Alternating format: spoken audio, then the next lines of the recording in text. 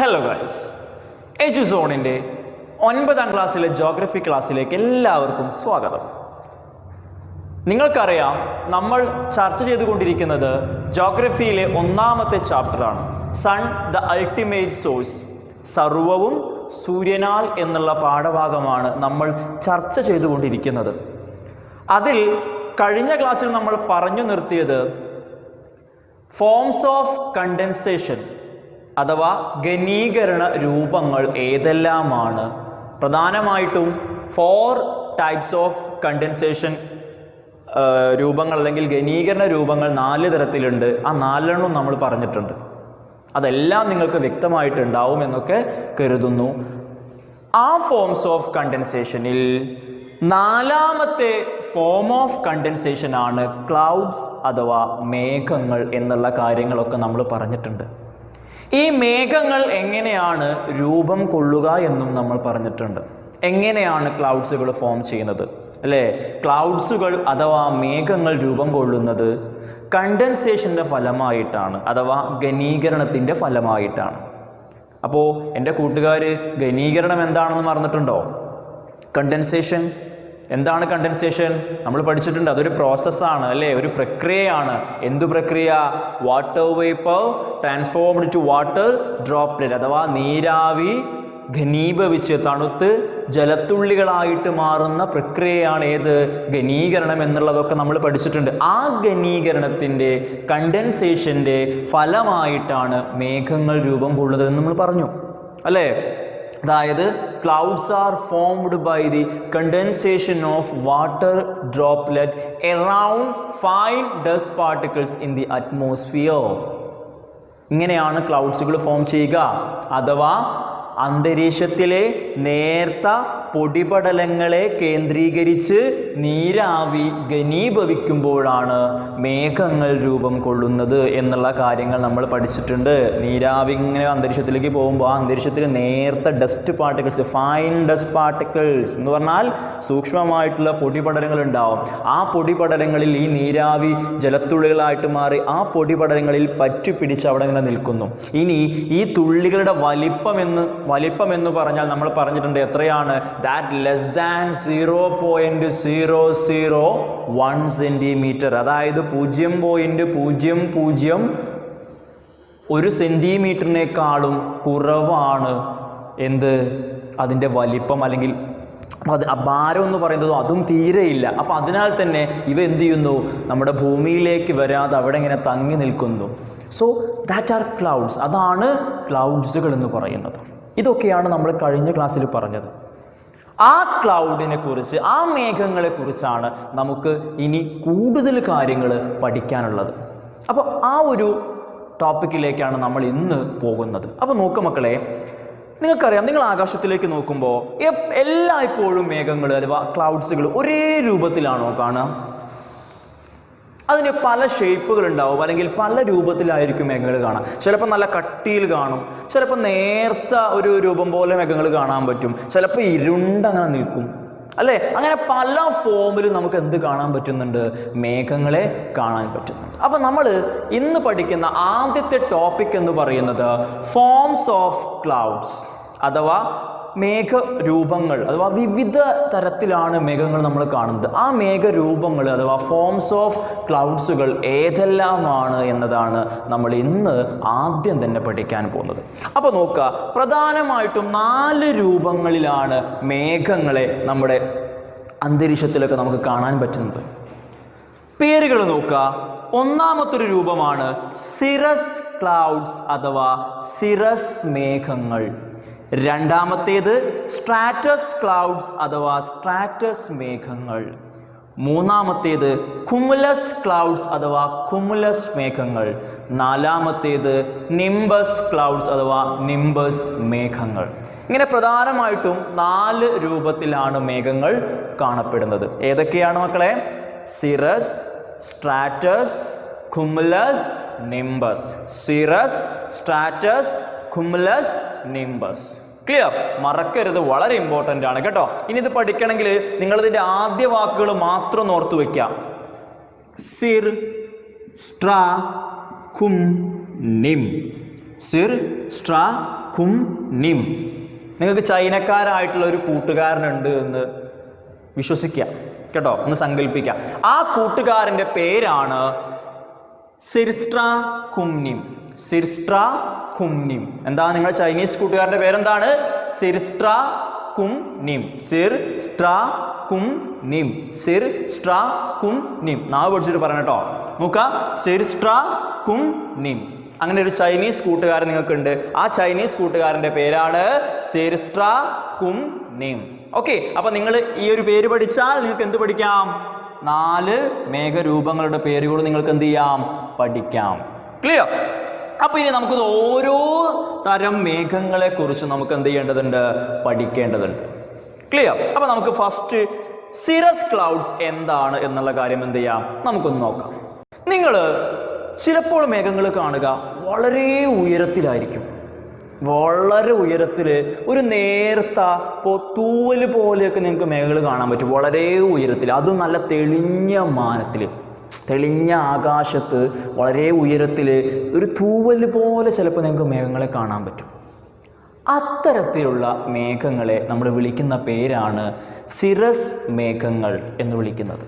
കേട്ടല്ലോ, അത്തരത്തിലുള്ള മേഘങ്ങളെ നമ്മൾ വിളിക്കുന്ന പേരാണ് സിറസ് ക്ലൗഡ്സ്. അതായത് തെളിഞ്ഞ ആകാശത്ത് വളരെ ഉയരത്തിൽ തൂവൽ കെട്ടുകൾ പോലെയൊക്കെ കാണുന്ന മേഘങ്ങളാണ് ഇത് സിറസ് ക്ലൗഡ്സ് എന്ന് പറയുന്നത്, അഥവാ സിറസ് മേഘങ്ങൾ എന്ന് പറയുന്നത്. ഇംഗ്ലീഷ് മീഡിയംകാർ പഠിക്കുക.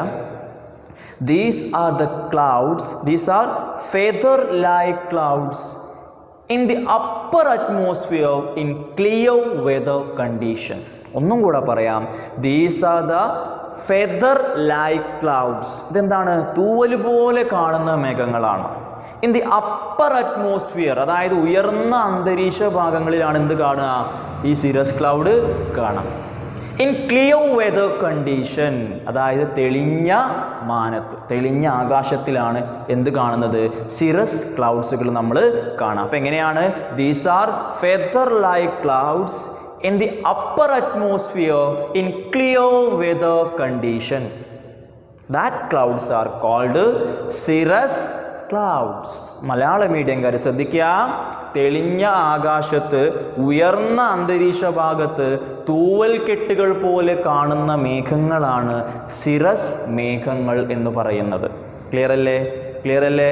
ക്ലിയർ അല്ലേ? യെസ്. ഇനി നിങ്ങൾക്കിത് പഠിക്കാൻ ബുദ്ധിമുട്ടാണെങ്കിൽ ഒരു ചെറിയ പാട്ടും കൂടെ ഉണ്ട്. ഇംഗ്ലീഷ് മീഡിയം കഴിഞ്ഞു പറഞ്ഞു വാട്ട് ഈസ് സിറസ് ക്ലൗഡ്സ് എന്ന് പറഞ്ഞാൽ ഇത്രയേ ഉള്ളൂ. These are feather like clouds in the upper atmosphere in clear weather condition. Malayala മീഡിയംകാരാണെങ്കിൽ എന്താണ്? തെളിഞ്ഞ മാനത്ത് ഉയർന്ന അന്തരീക്ഷ ഭാഗത്ത് തൂവൽ കെട്ടുകൾ പോലെ കാണുന്ന മേഘങ്ങളാണ് ഏത്? സിറസ് മേഘങ്ങൾ എന്ന് നമ്മൾ പറഞ്ഞു. അപ്പൊ ഇംഗ്ലീഷ് മീഡിയംകാർക്ക് ഇത് പഠിക്കാൻ ഒരു പാട്ടുണ്ട്. ഓക്കെ, ഇത്രയേ ഉള്ളൂ. These are feather like clouds in the upper atmosphere in clear weather condition, these are cirrus clouds. ഒന്നും കൂടെ. These are feather like clouds in the upper atmosphere in clear weather condition, these are cirrus clouds. ഇങ്ങനൊരു പാട്ടുണ്ട്. വേണമെങ്കിൽ നിങ്ങൾക്ക് എന്ത് ചെയ്യാം? ഈ ഒരു പാട്ട് രൂപത്തിൽ പഠിക്കാം. ഇനി മലയാള മീഡിയംകാരാണെങ്കിൽ അതിനൊരു പാട്ടുണ്ട്. നിങ്ങൾക്ക് ഒരു പരിചിതമായിട്ടുള്ള പാട്ടായിരിക്കും. മേലെ മേലെ വാനം തെളിഞ്ഞു നിൽക്കും, അവിടെ തൂവൽ പോൽ കാണും മേഘത്തെ നമുക്കു ചൊല്ലാം സിറസ് മേഘങ്ങൾ. മേലെ മേലെ വാനം തെളിഞ്ഞു നിൽക്കും, അവിടെ തൂവൽ പോൽ കാണും മേഘത്തെ നമുക്കു ചൊല്ലാം സിറസ് മേഘങ്ങൾ.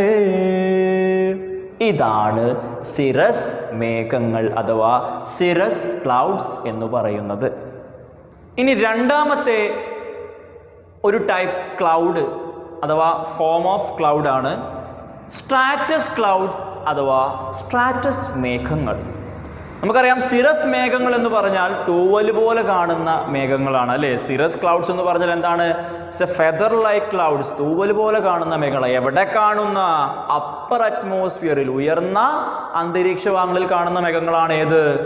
സിറസ് മേഘങ്ങൾ. എന്നാൽ സ്ട്രാറ്റസ് ക്ലൗഡ്സ് അഥവാ സ്ട്രാറ്റസ് മേഘങ്ങൾ എന്ന് പറഞ്ഞാൽ ഇറ്റ് അപ്പിയർ ലൈക്ക് ലെയേഴ്സ്, അല്ലെങ്കിൽ it appear layers in lower part of the sky. അതായത് നമ്മുടെ ആകാശത്തിൻ്റെ ഈ താഴ്ന്ന വിധാനം, നമ്മൾ ഈ ചക്രവാളം എന്നൊക്കെ പറയാറില്ലേ, ഈ ആകാശം ഇങ്ങനെ നമുക്ക് നോക്കുമ്പോൾ ആകാശം ഇങ്ങനെ പോയിട്ട് ഇങ്ങനെ അവസാനിക്കുന്ന പോലെയൊക്കെ തോന്നാറുണ്ട് അല്ലേ. അപ്പോൾ ഈ ആകാശം ഇങ്ങനെ ഈ പോകുന്ന ഈ ഒരു രൂപത്തിൻ്റെ താഴ്ന്ന വിധാനങ്ങളിൽ കാണുന്ന ഒരു പാളി പോലെ കാണുന്ന മേഘങ്ങളാണ് സ്ട്രാറ്റസ് ക്ലൗഡ്സ് അഥവാ സ്ട്രാറ്റസ് മേഘങ്ങൾ എന്ന് പറയുന്നത്. എങ്ങനെയാണ്? ലെയേഴ്സ് പോലെ കാണാം അഥവാ പാളികൾ പോലെ കാണപ്പെടുക. എവിടെയാണ് കാണുക? ഉയർന്ന അറ്റ്മോസ്ഫിയറിലാണോ? അല്ല, ആകാശത്തിൻ്റെ താഴ്ന്ന ഭാഗങ്ങളിൽ ഒരു പാളികൾ പോലെ, താഴ്ന്ന വിധാനങ്ങളിൽ പാളികൾ പോലെ കാണുന്ന മേഘങ്ങളാണ് സ്ട്രാറ്റസ് മേഘങ്ങൾ എന്ന് പറയുന്നത്. It appear thick layers in lower part of the sky. ആകാശത്തിൻ്റെ താഴ്ന്ന വിധാനങ്ങളിൽ പാളികൾ പോലെ കാണുന്ന മേഘങ്ങളാണ് സ്ട്രാറ്റസ് മേഘങ്ങൾ എന്ന് പറയുന്നത്. ക്ലിയർ? ഇനി മൂന്നാമത് നോക്കുക, കുമുലസ് ക്ലൗഡ്സ് അഥവാ കുമുലസ് മേഘങ്ങൾ എന്ന് പറയുന്നത്. കുമുലസ് മേഘങ്ങൾ അഥവാ കുമുലസ് ക്ലൗഡ്സ്, ഇത് നമുക്ക് വളരെ സുപരിചിതമായിട്ടുള്ളൊരു മേഘങ്ങളാണ്. നമ്മൾ കണ്ടിട്ടുണ്ടാവും, ആകാശത്ത് പലപ്പോഴായിട്ട് നമ്മൾ കാണാറുണ്ടാവും. അതായത് എന്താണെന്ന് വെച്ചാൽ it resemble cotton bundles. It resemble with cotton bundles എന്നാ പറയുക. അതായത് പഞ്ഞിക്കെട്ടുകൾ പോലെ ഇങ്ങനെ കാണുന്ന മേഘങ്ങളാണ് ഏത്? കുമുലസ് മേഘങ്ങൾ. നല്ല വെളുത്ത പഞ്ഞിക്കെട്ടുകൾ പോലെ ഇങ്ങനെ കാണുന്ന മേഘങ്ങളാണ് കുമുലസ് മേഘങ്ങൾ എന്ന് പറയുന്നത്. കേട്ടോ, നമ്മൾ ഇടയ്ക്ക് നോക്കുമ്പോൾ നിങ്ങൾ കാണാറില്ലേ, പഞ്ഞിക്കെട്ടുകൾ പോലെ ഇങ്ങനെ പഞ്ഞിക്കെട്ടുകൾ, അല്ലെങ്കിൽ അത് അട്ടി വെച്ച പോലെ ഇങ്ങനെ മുകളിലേക്ക്, അടിയിൽ നിന്നും മുകളിലേക്ക് ഇങ്ങനെ ലംബ ദിശയിൽ പോകുന്ന മേഘങ്ങളുണ്ടാവും. ആകാശത്ത് ഇങ്ങനെ പഞ്ഞിക്കെട്ടുകൾ പോലെ ഇങ്ങനെ മുകളിലേക്ക് ഇങ്ങനെ പരന്ന് കിടക്കുന്ന മേഘങ്ങളുണ്ടാവും. അങ്ങനെയുള്ള മേഘങ്ങളെ നമ്മൾ വിളിക്കുന്ന പേരാണ് കുമുലസ് ക്ലൗഡ്സ് അഥവാ കുമുലസ് മേഘങ്ങൾ. അപ്പോൾ ശ്രദ്ധിക്കാം, ഇറ്റ് റിസംബിൾ വിത്ത് കോട്ടൺ ബണ്ടിൽ, അല്ലെങ്കിൽ റിസംബിൾ ലൈക്ക് എ കോട്ടൺ ബണ്ടിൽ. ഇതിങ്ങനെ ഒരു പഞ്ഞിക്കെട്ടുകൾ പോലെ ഇങ്ങനെ അടക്കി വെച്ചിരിക്കുന്ന മേഘങ്ങളാണ് ഇത് കുമുലസ് മേഘങ്ങൾ എന്ന് പറയുന്നത്. ഇതെങ്ങനെയാണ് കാണുക? They have large vertical extent, അഥവാ ലംബ ദിശയിൽ അങ്ങനെ മുകളിലേക്ക് പരന്നു കിടക്കുന്ന മേഘങ്ങളാണ് ഇത് കുമുലസ് മേഘങ്ങൾ. ഏത് രൂപത്തിലാണ് കാണുക? പഞ്ഞിക്കെട്ടുകൾ പോലെയാണ് ഇവ കാണപ്പെടുന്നത്. അപ്പോൾ ഇതാണ് കുമുലസ് ക്ലൗഡ്സ് അഥവാ കുമുലസ് മേഘങ്ങൾ എന്ന് പറയുന്നത്. ഇനി അവസാനത്തേത് നിംബസ് അഥവാ നിംബസ് മേഘങ്ങൾ. ഇത് നമുക്ക് വളരെ സുപരിചിതമാണ്. നല്ല ഇരുണ്ട അഥവാ ഡാർക്ക് ക്ലൗഡ്സിനെ നമ്മൾ വിളിക്കുന്ന പേരാണെന്ത്? നിംബസ് ക്ലൗഡ്സ് അഥവാ നിംബസ് മേഘങ്ങൾ എന്ന് പറയുന്നത്. നമ്മൾ ഈ കാർമേഘം എന്നൊക്കെ പറയാറില്ലേ, ഇരുണ്ട മേഘം. ആ സമയത്ത് സൂര്യൻ്റെ വെളിച്ചമൊന്നും ചിലപ്പോൾ നമുക്ക് കിട്ടും, നല്ല ഇരുണ്ടായിരിക്കും, വെളിച്ചം വളരെ കുറവായിരിക്കും. കാരണം എന്താ വെച്ചാൽ ഈ ഡാർക്ക് ക്ലൗഡ്സുകൾ എന്തിനെ കടത്തി വിടില്ല? സൂര്യൻ്റെ ലൈറ്റിനെ എന്ത് ചെയ്യുന്നില്ല? ഇങ്ങോട്ടേക്ക് കടത്തി വിടുന്നില്ല. ദേ ബ്രേക്ക് ദി സൺലൈറ്റ്. സൂര്യൻ്റെ വെളിച്ചത്തിൽ എന്ത് ചെയ്യുന്നു? ഈ ഇരുണ്ട മേഘങ്ങൾ എന്ത് ചെയ്യുന്നു? ബ്രേക്ക് ചെയ്യുന്നു. ക്ലിയർ? അപ്പം നമുക്കിത് എന്തായിട്ട് തോന്നുന്നു? നല്ല ഇരുണ്ട് മേഘങ്ങളായിട്ട് തോന്നുന്നു. അങ്ങനെ ഇരുണ്ട് കാണുന്ന ആ മേഘങ്ങളെ നമ്മൾ വിളിക്കുന്ന പേരാണ് നിംബസ് മേഘങ്ങൾ അഥവാ നിംബസ് ക്ലൗഡ്സ് എന്ന് വിളിക്കുന്നത്. ഇത് ഇരുണ്ട് നിൽക്കാനുള്ള കാരണം എന്ന് പറയുന്നത് ആ ഒരു ക്ലൗഡ്സിൽ മുഴുവൻ എന്താണ്? വാട്ടർ ഡ്രോപ്പ് അല്ലെങ്കിൽ വാട്ടർ കണ്ടൻറ്റ് അവിടെ കൂടുതലാണ്, അഥവാ ജലാംശം വളരെ കൂടുതലാണ്. നമ്മൾ സാറ്റുറേഷൻ ലെവൽ എന്നൊക്കെ പഠിച്ചിട്ടില്ലേ, പൂരിതാവസ്ഥ. ആ ഒരു അവസ്ഥയിൽ മേഘങ്ങൾ ഇങ്ങനെ മൊത്തം ജലാംശപൂരിതമായിട്ട് നിൽക്കുമ്പോഴാണ് ഈ മേഘങ്ങൾ എന്ത് ചെയ്യുന്നത്? ഇരുണ്ടങ്ങനെ നിൽക്കുന്നത്. അവിടെ എന്ത് കൂടുതലായിരിക്കും? ജലാംശം കൂടുതലായിരിക്കും. എന്ത് കൂടുതലായിരിക്കും? ജലാംശം അഥവാ വാട്ടർ ഡ്രോപ്ലെറ്റ്, അവിടെ വാട്ടർ കണ്ടൻറ്റ് ആ ഒരു ക്ലൗഡ്സിൽ കൂടുതലായിരിക്കും. അപ്പോൾ അതുകൊണ്ട് അതെന്ത് ചെയ്യുന്നു? നല്ല ഇരുണ്ട് നിൽക്കുന്നു. പിന്നെ മാത്രം എന്ത് ചെയ്യുന്നില്ല? ആരെ കടത്തി വിടുന്നില്ല? സൺലൈറ്റിനെ എന്ത് ചെയ്യുന്നില്ല? ഇങ്ങോട്ടേക്ക് കടത്തി വിടുന്നില്ല. സൂര്യപ്രകാശത്തെ ഭൂമിയിലേക്ക് എന്ത് ചെയ്യുന്നില്ല? കടത്തി വിടാണ്ട് നിൽക്കുകയും ചെയ്യുന്നുണ്ട്. സോ ഇങ്ങനെയുള്ള ക്ലൗഡ്സിനെ നമ്മൾ വിളിക്കുന്ന പേരാണ് നിംബസ് ക്ലൗഡ്സ് അഥവാ നിംബസ് മേഘങ്ങൾ എന്ന് പറയുന്നത്. ഇതാണ് പ്രധാനപ്പെട്ട ഫോംസ് ഓഫ് ക്ലൗഡ്സ് എന്ന് പറയുന്നത്. ഏതൊക്കെയാണ് മക്കളെ? സിറസ് ക്ലൗഡ്സ് അഥവാ സിറസ് മേഘങ്ങൾ. അതെങ്ങനെയാണ് കാണുന്നത്?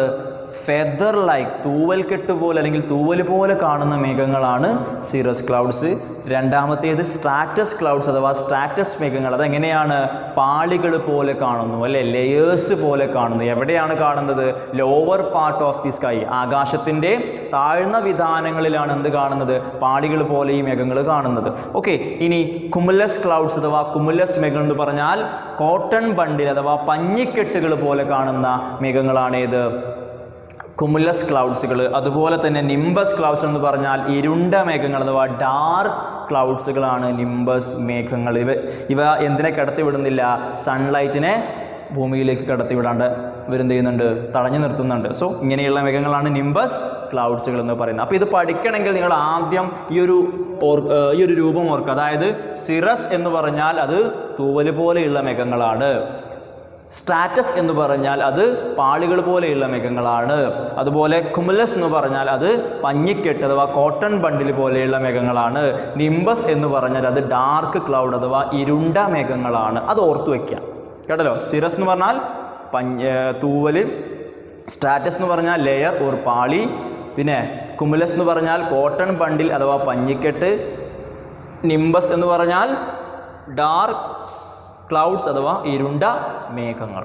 അപ്പോൾ ഈ രൂപത്തിൽ പഠിച്ചു വെച്ചാൽ പെട്ടെന്ന് എന്ത് ചെയ്യാം? കാര്യങ്ങൾ മനസ്സിലാക്കാം. സോ ഇതാണ് ഫോംസ് ഓഫ് ക്ലൗഡ്സ് എന്ന് പറയുന്നത്. അപ്പോൾ മക്കളെ, ഇതൊക്കെ പഠിച്ചു കഴിഞ്ഞതിന് ശേഷം നിങ്ങളൊന്ന് വീടിൻ്റെ പുറത്തേക്ക് ഇറങ്ങിയിട്ട് നിങ്ങൾ ആകാശത്തേക്ക് നോക്കുക.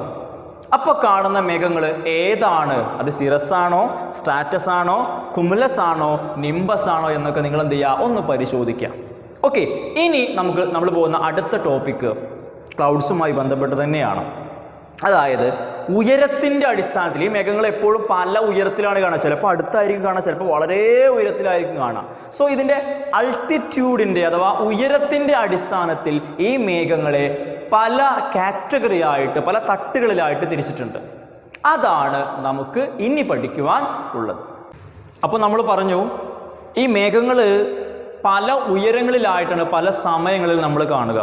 അപ്പോൾ അതുകൊണ്ട് തന്നെ ഈ ഒരു ഹൈറ്റിൻ്റെ അടിസ്ഥാനത്തിൽ ക്ലൗഡ്സിനെ പല കാറ്റഗറി ആയിട്ട്, മേഘങ്ങളിലെ വിവിധ തട്ടുകളായിട്ട് നമ്മൾ എന്ത് ചെയ്തിട്ടുണ്ട്? തിരിച്ചിട്ടുണ്ട്. അത് ഏതൊക്കെയാണെന്ന് നോക്കാം. ക്ലിയർ? അപ്പോൾ ഏറ്റവും വളരെ ഉയരത്തിൽ കാണുന്ന മേഘങ്ങളെ നമ്മൾ വിളിക്കുന്ന പേരാണ്, വളരെ ഹൈറ്റിൽ, വളരെ ഉയരത്തിൽ കാണുന്ന മേഘങ്ങളെ നമ്മൾ ഹൈ ക്ലൗഡ്സ് എന്നാണ് പൊതുവെ വിളിക്കുക. അതായത് ഈ ഹൈ ക്ലൗഡ്സിൻ്റെ ഹൈറ്റ് എന്ന് പറയുന്നത് നോക്കുക, 20,000 to 40,000 ഫീറ്റ് അഥവാ 20,000 മുതൽ 40,000 അടി ഉയരത്തിൽ കാണുന്ന മേഘങ്ങളാണ് ഏത്? ഹൈ ക്ലൗഡ്സ് എന്ന് വിളിക്കുന്നത്. വളരെ ഉയരത്തിൽ കാണുന്ന, എത്ര ഉയരത്തിൽ? 20,000 മുതൽ 40,000 അടി ഉയരത്തിൽ കാണുന്ന മേഘങ്ങളെയാണ് നമ്മൾ എന്ത് വിളിക്കുന്നത്? ഹൈ ക്ലൗഡ്സ് എന്ന് വിളിക്കുന്നത്. ക്ലിയർ?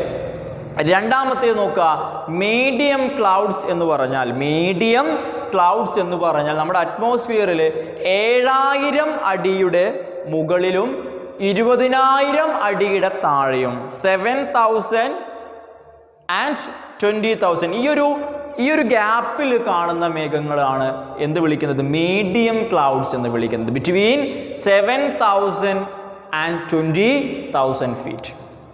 7,000 അടിക്ക് മുകളിലും 20,000 അടിക്ക് താഴെയുമുള്ള മേഘങ്ങളെയാണ് നമ്മൾ എന്ത് വിളിക്കുന്നത്? മീഡിയം ക്ലൗഡ്സ് എന്ന് വിളിക്കുന്നത്.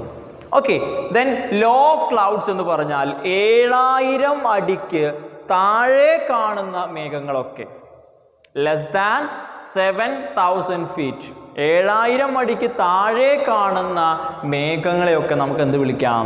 ലോ ക്ലൗഡ്സ് എന്ന് വിളിക്കാം. ലോ ക്ലൗഡ്സ് എന്ന് വിളിക്കാം. ഇനി ലാസ്റ്റ് നോക്കുക, ഇവിടെ ഒന്നും കൂടെ ഉണ്ടല്ലേ, clouds with great vertical extent അഥവാ വളരെ ഉയരങ്ങളിലേക്ക് വ്യാപിച്ചു കിടക്കുന്ന മേഘങ്ങൾ. അതായത് ചില മേഘങ്ങൾ താഴെ തട്ടിൽ നിന്ന് തുടങ്ങിയിട്ട് അത് വളരെ ഉയരങ്ങളിലേക്ക് എന്ത് ചെയ്യും? അങ്ങനെ കണ്ടിന്യൂസ് ആയിട്ട് ഇങ്ങനെ വ്യാപിച്ച് കിടക്കുന്നുണ്ടാവും.